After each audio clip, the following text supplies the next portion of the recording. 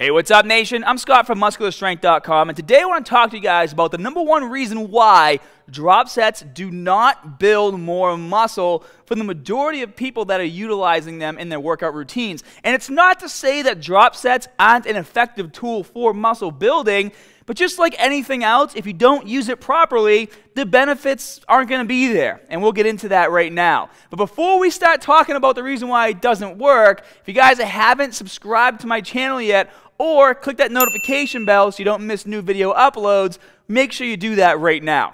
All right, so let's get right into this. So why do drop sets not work for most people? Well, what is the reason behind doing a drop set? Well, you guys have to understand, if you're doing a drop set, it's because you're really trying to focus on improving your stretch flex overload for the exercise that's involved. And we're going to utilize a tricep pushdown as the example, but you can apply this to any exercise that you're doing. Now, stretch flex overload, we've talked about this a lot in the Hard Gainer series that I've produced, and I also talk about this a lot in my Cheat and Recover program, because the stretch flex overload is kind of the basis behind the entire reasoning why my Cheat and Recover program works so well, and I'll talk about that more at the end of the video.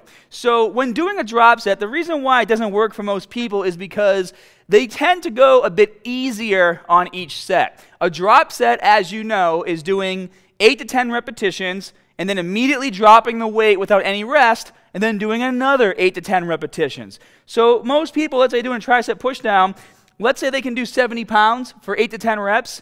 They might start a tiny bit lighter so they can handle more weight on the second set of 8 to 10 repetitions that they're going to do. And guys, this is backwards thinking. You're not doing a drop set to make the first set less intense so you can handle a bit more weight on the second set during the drop. That's not the point here. The point here is, because now you know you're going to be doing 2 sets right in a row, you want to utilize the first set to focus on the overload, and you want to utilize the second set to focus on the stretch and the flex. So if I was doing a tricep pushdown, for the first set, I would go as heavy as I possibly can with proper form and really focus on struggling and pushing through every single repetition, almost to the point to where if I needed to use a tiny bit of momentum just to help get things started, I would. But it wouldn't be an easy set that I could just breathe through. Maybe even a spotter would come over and help me on maybe the last 3 or 4 repetitions.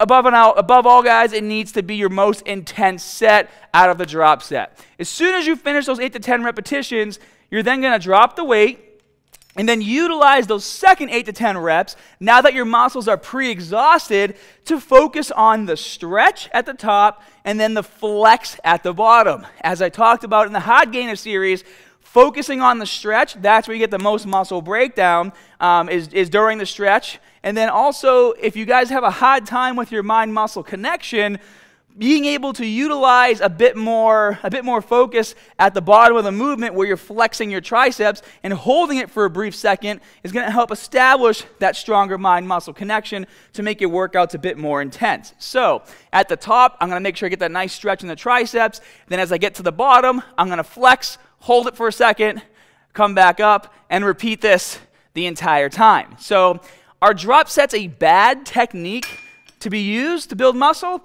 No, but the majority of people using them don't quite understand the concept, and therefore it kind of renders the technique useless when implemented into their workout routine. So if you want to start adding drop sets to any exercise that you do, just keep in mind these 2 things. Drop set 1, go as heavy as you possibly can with proper form, drop set, and focus on the overload.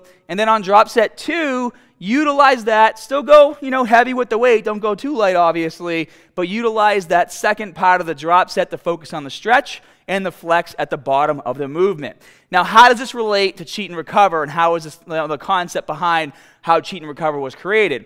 Well, essentially you're doing the same exact thing, except on Cheat and Recover, during the first set of those 8 to 10 reps, you're overloading your muscles, but you're going to be going like to the max of the overload, and you're completely skipping the concentric phase of the movement so you can place even more tension on your muscles during the negative. Remember, guys, you're 40% stronger in the negative of any movement that you do, so realistically, you will never be able to push down what your triceps can actually handle and control on the way up.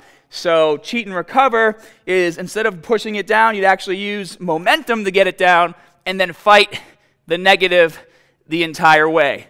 And that would be the first part of your drop set. And then the second part is proper form, like a normal drop set would be. So if you guys want early access to my Cheat and Recover program, which is launching soon, I will put a link down in my pinned comment section below. And if you enjoyed the video, and if it helped clear things up for you, be sure to smash that like button. And as always, more good stuff coming soon. See you guys.